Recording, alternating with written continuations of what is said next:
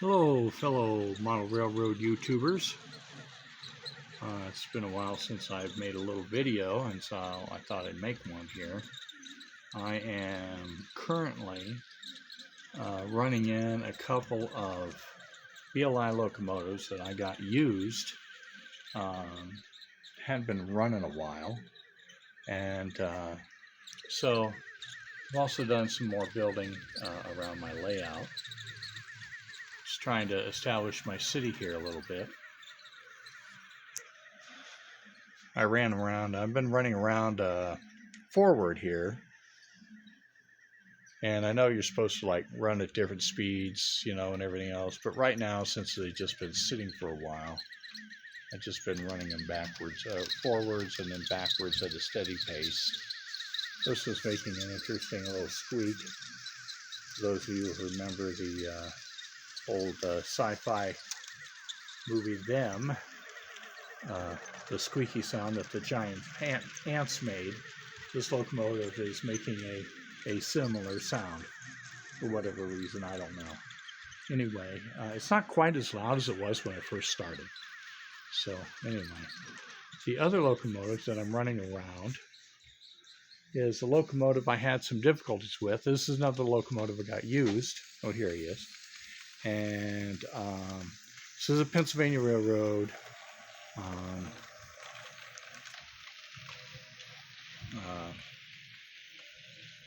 M1. What was that again? Hold on. Oh, it is M1a. That's what it is. It's a Pennsylvania Railroad M1a, and so it was running intermittently, and which of course is just everybody's favorite way to troubleshoot anything, is to have something running intermittently. And then it wouldn't run at all. And then I was on a website that works on BLI locomotives. Now, these locomotives are so old, Broadway Limited will not do anything with them at all anymore. So you have to find somebody else who knows what he's doing. And this one place here that I was conversing with, they have a link on the BLI page at the bottom, and then what they specialize in, though, is electronic work only.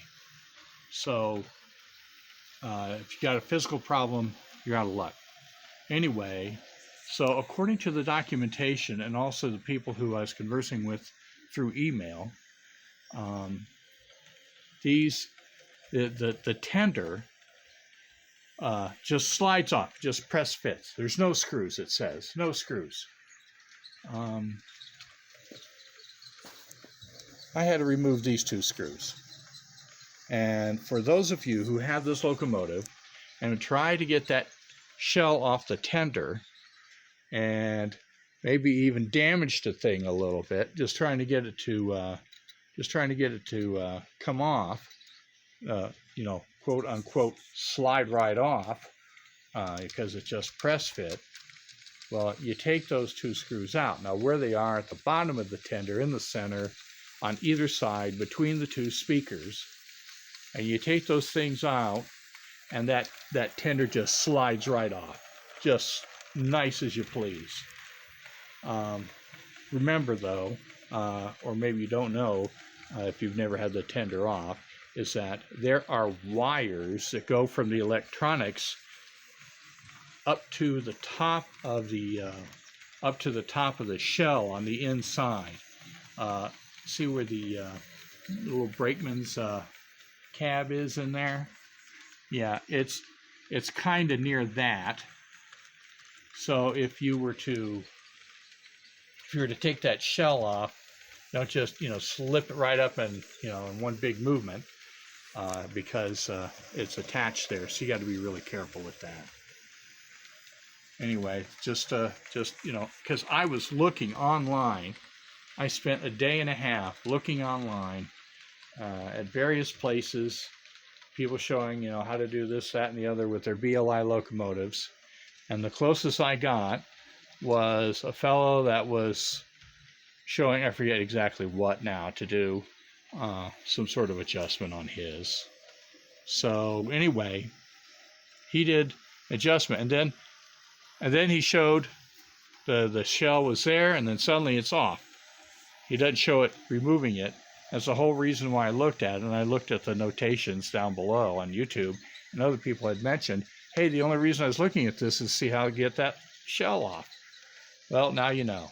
Take those 2 screws out that are in the bottom of the shell for the of the tender, one on each side between the 2 speakers. Can't miss it. It says don't.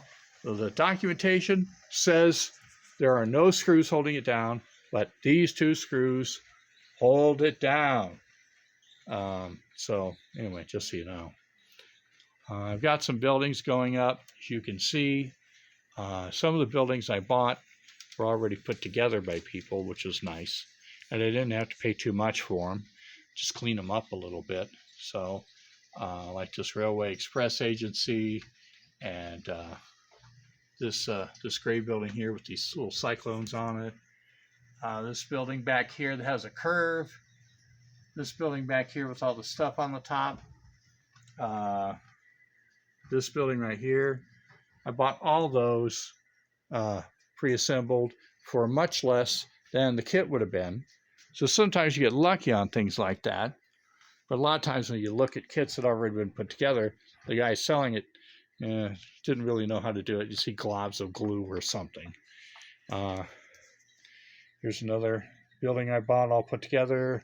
Here's another building I bought that was all put together. Here's another one, and it was scratch built by somebody down in Louisville off of a prototype down there. And I thought it was pretty neat looking, so I bought it. This industrial building back here, I bought that all put together. This tower here, made by a company in Eureka Springs, Arkansas, and it put together okay. Now these Bachmann buildings, and people say, ooh, boo, boo, hiss, Bachmann sometimes, it's like, it's not the biggest, not the best thing for quality and everything else, but these model kits, which they probably don't even make anymore, while they were complex, they were about the easiest thing ever to put together. So you can see back there, I got Earl Smallshaw's tenement background building. And so some of you boomers like me probably remember seeing that article many moons ago in Model Railroader. So anyhow, so it was nice because I didn't have to put that together either. So anyhow, some of the ones I did put together was like this one right here, which I still need to detail out some. But as you can see, I painted it. I painted the brick and everything. And then this other brick building right here in the center of everything. And one of the things I learned to do was you can take drywall joint compound and dilute it some and smear it in there. Now you do this after you do all the painting, of course. And wipe off the excess, and you get a really nice mortar happening in the bricks. I don't know if my phone camera picks that up well enough or not, but it does that really well. And I haven't done that on every building, but the ones I have done it on, I just really came out nice. So, but anyway, so this is my city. I'm trying to get together and put it all together and still get it all figured out. I'm going to be expanding down here to the corner. I got a switch right here that'll go off to a little thing here. I have yet to figure that out, and so on. Here's this building you see here in the center and the back. That's 2 other kits that I just put together, and makes an interesting larger building.